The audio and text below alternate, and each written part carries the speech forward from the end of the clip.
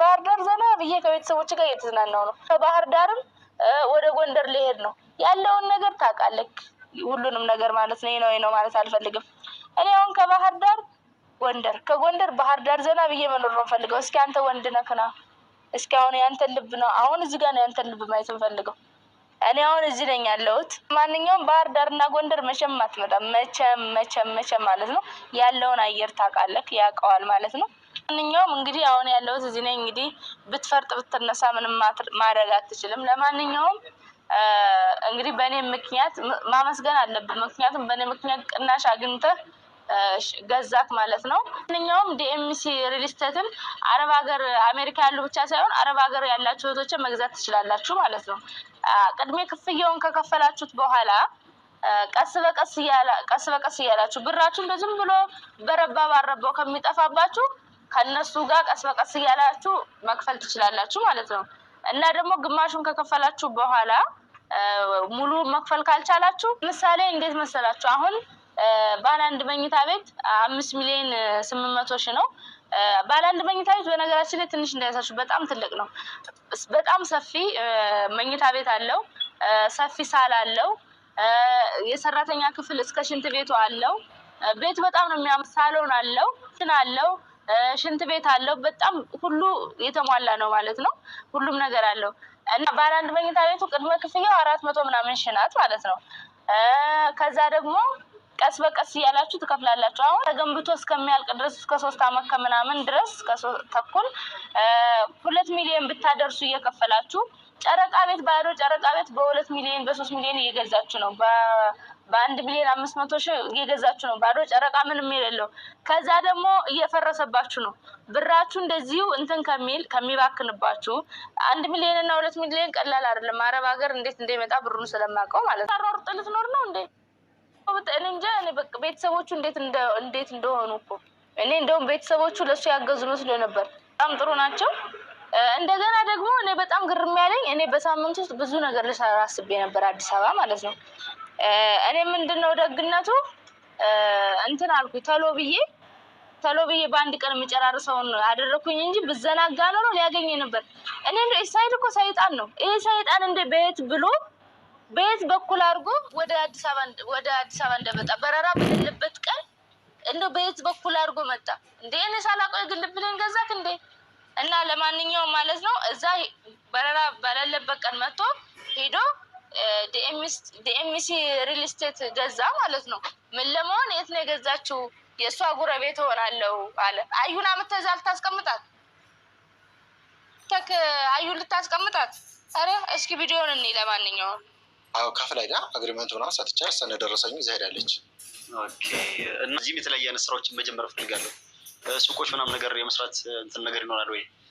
ሌላ ምን አላችሁ? ሌላ ከቤት ውጪ እንዲሁም ደግሞ ቤቱ ቅድመ ክፍያውስ ምን ያህል ከባድ ነው ወይስ እንዲሁም ጊዜውስ ተገንብቶ የሚያልቅበት ጊዜ በጣም ረጅም ጊዜ ይቆያል ወይስ በአጭር ጊዜ ውስጥ ነው ቤቱ?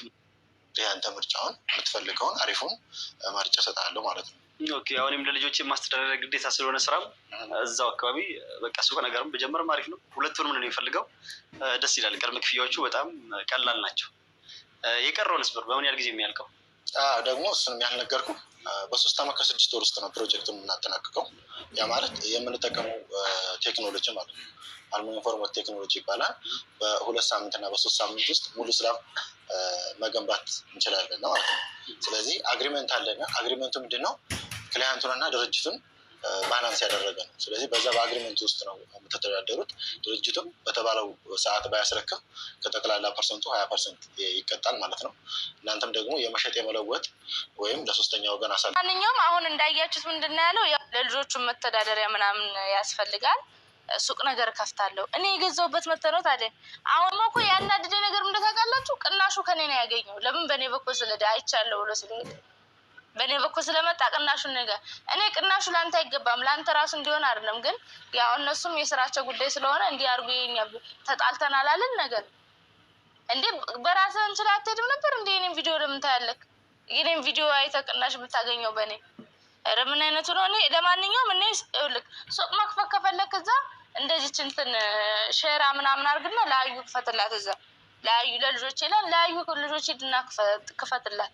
እኔ ጎን መጥተህ ነው እንደ ሱቅ የምከፍተው? እንትን ሸራ ወጥርላትና እንዳልኩክ እዛ አዩ ሚስጥርህን በችርቻሮ በጅምላ ትሽጥልክ። እኔ አንተ አሁን ካሜራ ላይ አሁን ኡመርን ወሬውን አይተህ ያስደበደብከውን ከካሜራ ውጭ ያወራችሁን ብትሰማ ኖሮ ምን ልታደርገው ነው እንዴ? ምን አይነቱ ነው? በእናታችሁ እሷን እንትን በላት። አይክ አፏ እንኳን አይቆጠርም ልጅቷ። ፋችሁ የምትሸጡበት ኦፈር አላችሁ ማለት ነው። ስለዚህ በዚህ አይነት ነው መቀጠል የምንችለኛ ጋር ማለት ነው። ይቻላል። 5 ሊፍት እንግዲህ ሳንል ነው ሚስጥር ክንፉን ላይ ዘረጋገፈችልክ። ከዚች ንፋስ ጋርማ እኔ ጉረቤት አልሆንም። እንደገና ደግሞ ምንድነው አሁን አንተ አሁን ሰና ሄድኩ እስከ ሰና አደን ሄድኩ ስለ አደን ሩጣ መጣ አደን ሰና ተመለስኩ ስለ ሰና አሁን እና ማለት ነው አሁን ኢትዮጵያ ስለ ኢትዮጵያ ሩጣክ መጣ ድጋሚ አደን ስልክ ድጋሚ አደን ተመልሰ መጣ። አሁንም ተመልሼ ኢትዮጵያ ገባው ስለ ኢትዮጵያ ተመልሰ መጣ። አሁን የእውነትም ኢትዮጵያ ገብቻለሁ። አልሐምዱሊላህ ለአላህ ምን ይሳነዋል አይደል? ስለዚህ አሁን ያለው የት ነው? ባህር ዳር ነው። አዲስ አበባ አይደለም። ናዝሬት ነኝ ስልክ ነው ሄድክ። እኔ አሁን አዲስ አበባ ነኝ። አሁን ባህር ዳር ነኝ። አሁን ባህር ዳር ነኝ። ከባህር ዳር ደግሞ እኔ አሁን ባህር ዳር ዘና ብዬ ከቤተሰቦች ጋር እየተዝናናሁ ነው። ከባህር ዳርም ወደ ጎንደር ልሄድ ነው። ያለውን ነገር ታውቃለህ፣ ሁሉንም ነገር ማለት ነው ማለት አልፈልግም። እኔ አሁን ከባህር ዳር ጎንደር ከጎንደር ባህር ዳር ዘና ብዬ መኖር ነው ፈልገው። እስኪ አንተ ወንድ ነህና እስኪ አሁን ያንተን ልብ ነው አሁን እዚህ ጋር ነው ያንተን ልብ ማየት ፈልገው። እኔ አሁን እዚህ ነኝ ያለሁት። ማንኛውም ባህር ዳርና ጎንደር መቼም አትመጣም።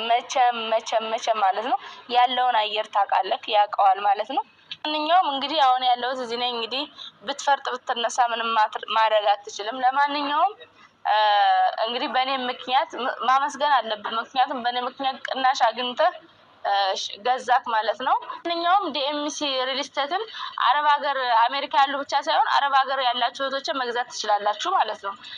ቅድሜ ክፍያውን ከከፈላችሁት በኋላ ቀስ በቀስ እያላችሁ ብራችሁን በዝም ብሎ በረባ ባረባው ከሚጠፋባችሁ ከነሱ ጋር ቀስ በቀስ እያላችሁ መክፈል ትችላላችሁ ማለት ነው።